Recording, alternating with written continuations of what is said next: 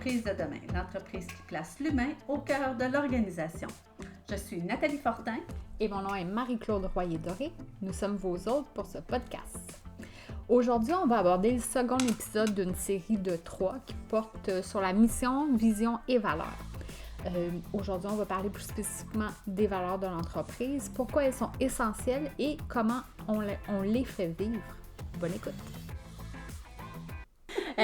En fait, c'est sûr que les 3, là, pour une recette gagnante, il faut les 3. Mais pourquoi je tenais à ce qu'on aborde les valeurs en premier, c'est que pour moi, peu importe quelle sera la vision, nos valeurs doivent être définies. Les valeurs, c'est qui nous sommes, c'est ce qu'on va accepter, ça définit beaucoup de choses dans un groupe, tandis que la vision, c'est une finalité. Ouais. Alors que les valeurs, c'est vraiment comme... Puis le seul bout où on était comme peut-être plus ou moins en accord, mais je disais, moi, j'ai souvent accompagné des groupes, donc où on a eu une mission à faire en groupe et une vision.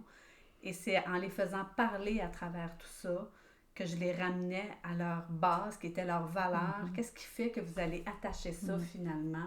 Ou qu'est-ce qui fait que vous allez faire de la collaboration? Puis comment ça va se vivre, ça? Puis souvent, les valeurs, l'exercice des valeurs est souvent escamoté ou les gens, ils veulent pas la faire parce que c'est ce qui est le plus difficile. Okay? Et où, encore comme la vision de l'autre fois, la mission, c'est-à-dire, on les a, on les définit, puis on les met là, mais on les utilise pas au quotidien. Et aussi parce qu'on n'a pas assez passé de temps à les faire. Les valeurs, c'est sans doute la partie la plus difficile dans l'exercice des 3. Parce que ça engendre des discussions. On peut avoir peut-être les deux le respect comme valeur, mais on ne la définit pas de la même façon. Mais on ne prend pas le temps souvent de le définir en groupe. Parce qu'effectivement, les gens ont le même mot. Ils disent « Ah oui, notre valeur, ça va être le respect », mais on ne prend pas le temps. Exactement. Ça va être quoi le respect au quotidien? Oui. Puis là, c'est ce qu'on va faire aujourd'hui. On va vous guider sur comment bien définir les valeurs puis comment bien les faire vivre dans l'organisation. Ça fait que ça, on revenait sur le pourquoi, mais avant ça, il y avait une petite phrase que tu nous as amenée de M. Einstein. Oui, donc M. Einstein, que je trouve qu'il dit des choses bien sensées, il dit « N'essayez pas d'être un homme de succès, mais un homme de valeur. » Intéressant. Le succès viendra par la suite. Il suivra finalement. Exactement. Puis c'est de là que ça revient à les valeurs, c'est la base. Hein. C'est pas une finalité. Mais ça, on est unanime toutes les deux. Ça fait partie des fondations d'une organisation, là, les valeurs. Exact. Il ne faut pas toucher à ça. Ouais. Donc, à quoi qu'elles servent, ces valeurs-là? Pourquoi elles sont là? Oui. Donc, ils guident nos décisions. Okay? Pour moi, je vois ça un peu comme l'étoile du Nord ou le phare. C'est vraiment ce qui va guider notre chemin, de la façon qu'on va faire le chemin, donc vers où on va se rendre.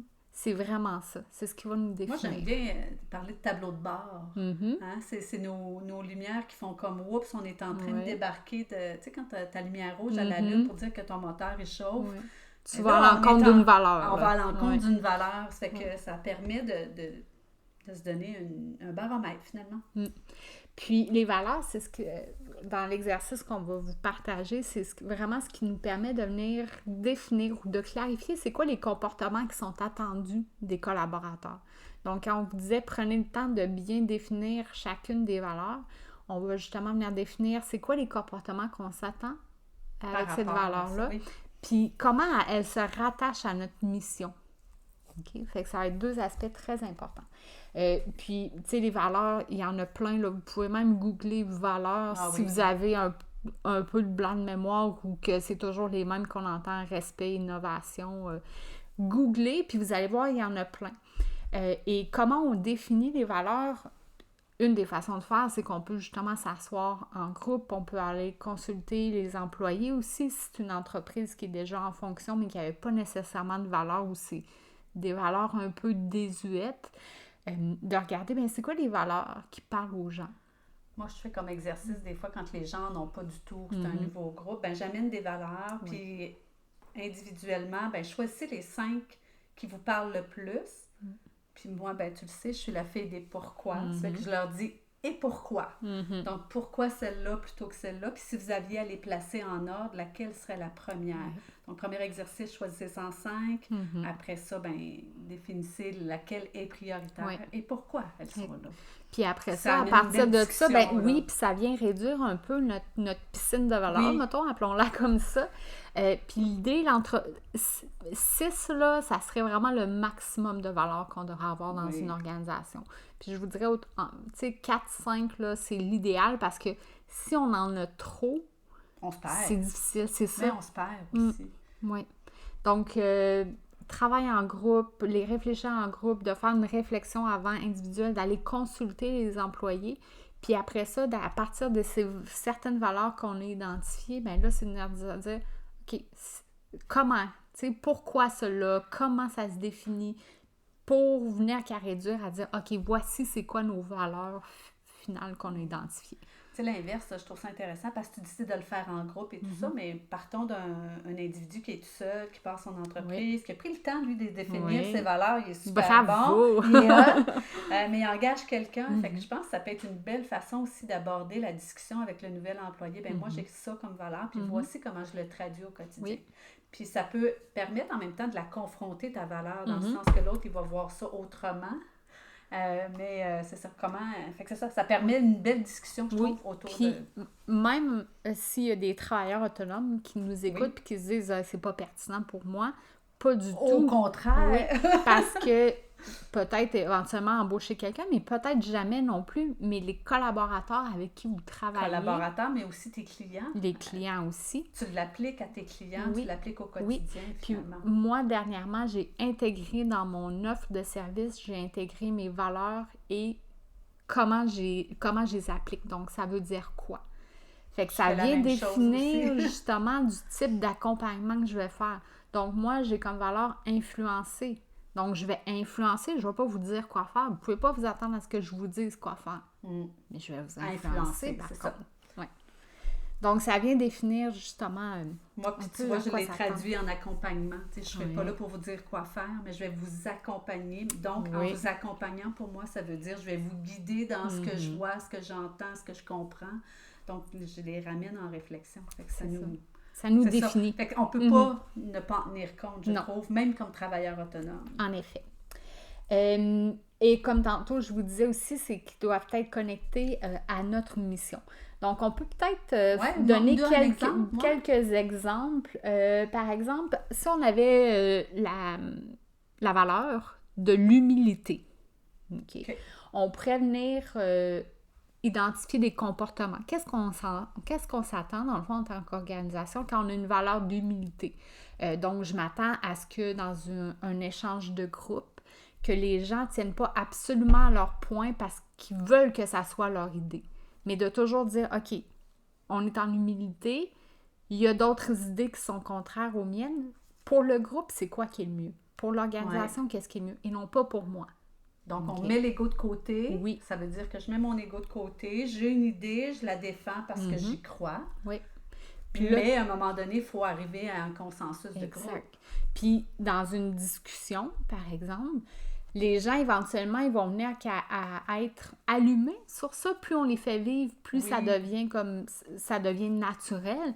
Moindrement qu'il y ait une discussion qui est un peu animée puis qu'on semble que ça soit un peu une bataille de coq. Il y a quelqu'un qui peut dire « Hey, vous rappelez-vous notre valeur de l'humilité? » Là, en ce moment, est-ce qu'on est en train de vouloir avoir raison? C'est quoi la meilleure décision pour le groupe? Pour l'organisation. Ce qui peut nous ramener parfois justement à réduire le temps de discussion. Des fois, on va dire dans les organisations qu'on perd du temps, mais en même temps, ça nous permet de confronter ces valeurs-là. Puis de s'y ramener peut nous permettre de dire, bien là, il faut qu'on prenne une décision de cette valeur-là. On a nommé pourquoi. Donc, comment on l'applique à la discussion actuelle, là. Puis, tu sais, la même chose, par exemple, on fait peut-être des choses, on fait un projet, on livre un rapport, quoi que ce soit, puis c'est pas nécessairement reçu de la façon qu'on espérait que ce soit reçu. C'est sûr et certain que ça va probablement venir nous toucher un peu. Mais en ayant la valeur d'humilité, on va se dire, OK, c'est pas ça qu'ils voulaient, c'est pas ça que le groupe voulait. Je vais, tu sais, mon ego, je vais le mettre un peu de côté, puis je vais dire, OK, comment je pourrais répondre aux besoins? Qu'est-ce que je pourrais faire de différent qui pourrait satisfaire le besoin qu'on avait? Donc, ça revient tantôt quand je disais, quand tu parles à un client, tu sais, en toute humilité, moi, c'est ce que j'avais saisi. je vois qu'on n'est pas au même endroit, donc ça peut être une belle façon d'aborder une discussion. Là. Exactement. Donc, c'est ce qu'on ferait. Moi, ce que j'aime bien faire, c'est que j'aime bien dans une colonne me mettre les valeurs. T'aimes ça, les colonnes? Moi, Marie-Claude? moi là, j'ai un esprit très cartésien. J'ai Oui. des boîtes, puis ils ont des couleurs en plus dans mon esprit. Fait que je suis bien ordonnée. Des post-it, c'est cute. Oui, mais un post-it bien défini. Donc là, j'ai ma colonne des valeurs. J'ai ma colonne après ça à côté qui est quels sont les comportements reliés à cette valeur-là. Donc là, je peux avoir mais je pourrais avoir 3-4 comportements reliés à ma valeur, comme ma valeur de l'humilité, par exemple. Donc là, je peux vous donner quelques exemples. On arrive à accomplir de grandes choses grâce à la collaboration et l'intelligence collective. Donc, ça veut dire que je m'attends à ce que les autres aussi aient des idées qui vont me faire amener de l'avant.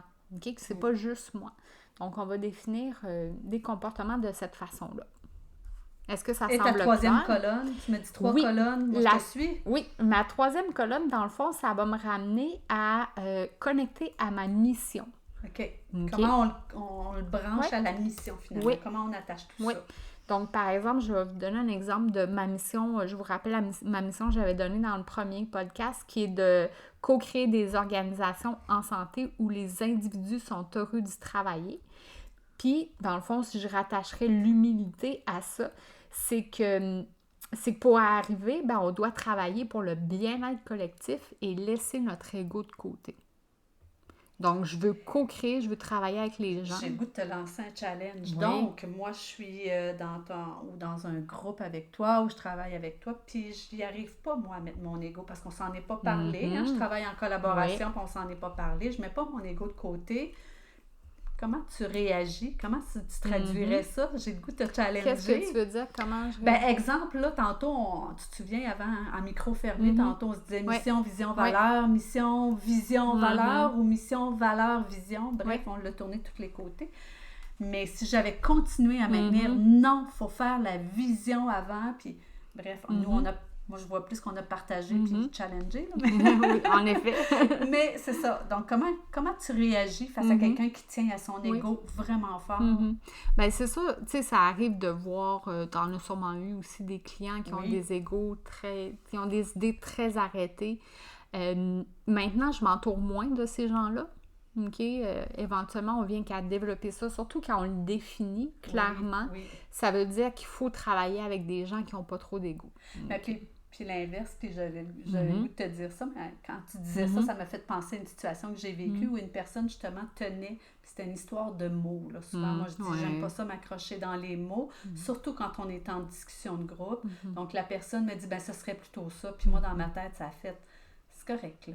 Moi, d'abord, qu'on s'entende que c'est ça la définition et que c'est ça qu'elle veut dire pour tout le monde, on est correct, continuons. Mais si quelqu'un, est vraiment enfargé sur son idée, puis, c'est toujours de ramener, OK, mais j'entends ton idée. On se rattache à la mission. Oui, pour la mission, mais aussi pour notre projet. OK, c'est quoi notre objectif? Qu'est-ce que ça va amener à l'organisation? Pourquoi on fait ça pour l'organisation? Je t'enlève de l'équation. Qu'est-ce que l'organisation gagne? Donc, c'est tout le genre de questions qui permettrait de dire, OK, oui, il y a son ego qui parle, sauf que ça a un bénéfice pour l'entreprise. Puis peut-être qu'à un moment donné, c'était mon ego, moi aussi, là, je suis pas parfaite, là. On l'est pas. Non, mais le but de le challenger comme ça, c'était de démontrer comment on peut le travailler aussi, là, dans le quotidien, parce qu'effectivement, souvent, ce que je vois apparaître, c'est, puis on se donne vraiment je vais appeler ça pas des vieux pieux, mais pieux dans le sens qu'on les fait pas vivre et on les confronte pas, justement. Puis c'était pour ça que je me permettais de confronter, de dire, qu'est-ce qu'on fait avec ça quand ça arrive? Là? Mais tu vois, ça vous est sûrement déjà arrivé de, justement, je donnais l'exemple de livrer quelque chose, livrer un projet, puis que c'est reçu, puis que la personne te dit, c'était pas vraiment ça que je m'attendais. OK. Moi, dans ces situations-là, je me OK, qu'est-ce que tu t'attendais? Je vais aller comprendre. Après ça, je retourne dans mon bureau ou dans mon auto ou chez moi, puis c'est sûr que j'ai un petit moment de déstabilisant. Ça arrive toucher ton ego. Puis là, je me rattache à OK, humilité. Ça se peut que j'ai fait une erreur. Ça se peut que je sois à côté de la plaque. Ça se peut que non. Qu'est-ce que je fais maintenant pour revenir sur cette situation-là? Bon, voici, lui, il n'a pas été satisfait pour telle affaire. On va refaire l'exercice ensemble. puis on va arriver à une solution. On va peut-être arriver à la même solution que j'avais proposée. J'irai pas me vanter que j'avais eu raison. Je vais rester dans l'humilité. Dans le fond, il avait juste besoin de comprendre le processus. Oui, puis il avait juste... Puis des fois, ils le reçoivent mal à un moment, mais juste d'aller ramener en disant, ben voici ce que j'ai compris ou comment j'ai reçu, ça brasse la personne aussi à qui on parle. Oui, puis c'est ça, des fois, des valeurs. Pour moi, l'humilité, c'est une valeur, mais c'est pas toujours facile, là. Parce qu'on est tous humains. Mais de l'avoir défini, de dire c'est important pour moi pour faire mon travail parce que c'est un collectif, c'est le bien-être collectif, c'est important. Mais c'est ça. Des fois, il faut que je me dise OK, Marie, là, c'est l'humilité. OK. Fais preuve d'humilité, tu as le droit à l'erreur. Puis... Puis tu vois, moi, je vais dans le respect. Ben, puis moi, je la définis. Tu sais, quand tantôt aussi, je l'amène exprès pour le dire, parce que moi, dans mes valeurs, j'ai le respect. Et je vais souvent nommer aux gens, ben moi, je suis en respect de ce que vous êtes, de ce que vous pensez, de ce que vous voulez. Donc, moi, j'accompagne une organisation, je ne vous amènerai pas où moi, je vous verrai. Je vais vous accompagner où vous voulez aller. Donc, il y a une certaine humilité parce que moi, je pourrais dire, ben non, je vous vois là, mais ça me donne quoi à moi au quotidien parce que je ne serai pas là demain. Alors que continue avec ça. Le respect, j'aime bien ça, de le donner en exemple aussi quand on fait des exercices de définir les comportements par rapport aux valeurs. Parce que le respect, on pourrait dire, bon, on a le respect comme valeur. J'ai un employé qui n'arrive pas à l'heure parce que, je sais pas, son enfant a fait une crise un matin, il ne voulait pas mettre ses bottes, puis il fait moins 30. Bon, oui, ça a été long, ça a pris 30 minutes. Hein? C'est des situations vécues. Ben, l'employeur peut dire, il me manque de respect, il n'est pas arrivé à l'heure. Mais on peut voir ça à l'inverse. Ah, mais c'est drôle, hein? Lui, il a eu une situation difficile ce matin. Est-ce que d'aller le voir et de dire hey, « t'es pas arrivé à l'heure, le chialer », je manque de respect envers cette personne-là qui a vécu une situation difficile qui était hors de son contrôle. Fait qu'il faut toujours voir les deux côtés de la médaille. Allons-y encore. L'employeur qui dit « Ah, Marie-Claude n'est pas arrivée un matin à l'heure, elle me manque de respect. » Et lui, à la dernière minute, te demande de rester plus longtemps pour parce qu'il y a quelque chose qui est urgent. Est-ce que lui est respectueux envers ta réalité personnelle derrière? Fait que, tu sais, il y a les deux. Hein? Fait que dans le respect, comment on le définit? C'est ça. Donc, c'est pas juste, tu sais, souvent, ça va venir avec l'empathie aussi, de se mettre dans les souliers de l'autre pour dire « OK, je comprends sa situation, je vais la respecter. Elle me fait pas plaisir, il est arrivé en retard. Ou elle me fait pas plaisir, je suis obligée de rester plus longtemps. » Puis s'entraide la prochaine fois, tu sais, pour pas que ça arrive. Parce que pour moi, pourquoi c'est important que tu arrives à l'heure? En tout cas, fait que de là, l'importance des de discussions. Vraiment. Ah, vraiment. Puis c'est pour ça souvent que c'est escamoté. Ben oui, parce que ça vient chercher ce qu'on est profondément en dedans de nous. Et l'inverse, puis pour avoir souvent eu à côtoyer même des gens dans des organisations, puis je disais, ben, est-ce que c'est tes valeurs qui sont en contradiction en ce moment? Puis est-ce que tu dois tout changer les valeurs de l'organisation? Ils ne changeront pas, c'est un groupe, donc est-ce que c'est à toi de dire, ben, est-ce que je reste là et je confronte mes valeurs continuellement? Ou je quitte parce que je ne suis pas bien dans ces valeurs-là. Ça peut être ça aussi. Là. Vraiment. Puis, tu sais, dans une entreprise, moi, je me souviens d'avoir déjà choisi un employeur pour ses valeurs sur papier. OK. Et j'ai quitté cette entreprise-là à cause qu'il n'y avait pas un partage de valeurs. C'est fort, là. J'ai fait la même chose. Donc, l'importance, parce que quand tu mets collaboration là, ou coopération, fais-le vivre. Au quotidien. Au quotidien. Oui. Donc, il faut l'appliquer. Fais-moi pas sentir cheap parce qu'un dossier n'est pas arrivé, parce que je l'ai fait tout seul puis qu'on n'a pas collaboré, justement. Oui. J'ai déjà vu une situation de... c'était marqué « respect » dans une entreprise sur le mur et de voir un directeur sortir juste à côté du mot « respect » et de commencer à traiter de toutes sortes de noms un de ses collègues. Oui. Puis là, tu te dis, ben coudonc. C'est contrastant, en plus, qui était là, juste à côté. C'était tellement marquant. Donc, c'est pas, les valeurs, c'est pas juste pour venir les écrire. Il faut venir justement dans le comment on les applique. Mais quand on définit nos comportements, quand on fait cet exercice-là, après ça, c'est toujours rattaché. Donc, le meeting qu'on a donné, par exemple, l'exemple qu'on a donné du meeting. Fait que j'allais dire juste, on revient à ce qu'on a dit à la mission. Oui, écrivez-la. Oui, placez-la sur les murs. Mais il faut la faire vivre aussi au quotidien. Et les valeurs, c'est encore plus vrai. Là, ça va être notre tableau de bord pour suivre OK, on est à côté de la traque selon nos valeurs. La mission, c'est ça, c'est pour le bien de l'organisation. Et notre tableau de bord dit, oups, on est en train de, ton monsieur du respect, ben là, il y a une lumière rouge qui allume, là. Exact. Donc, on a à reconfirmer notre valeur, finalement, puis à la traduire, là. J'ai envie de partager un autre exemple de comment on peut le faire vivre. Chez un client, actuellement, on fait... il y a des meetings d'équipe à chaque semaine, puis on a introduit les bons coups. OK? Donc, c'est personnel. Dans le fond, c'est confidentiel, pas personnel, mais c'est confidentiel. Puis on partage des bons coups. Et on va venir les rattacher à des valeurs. OK, il y a eu ce bon coup-là.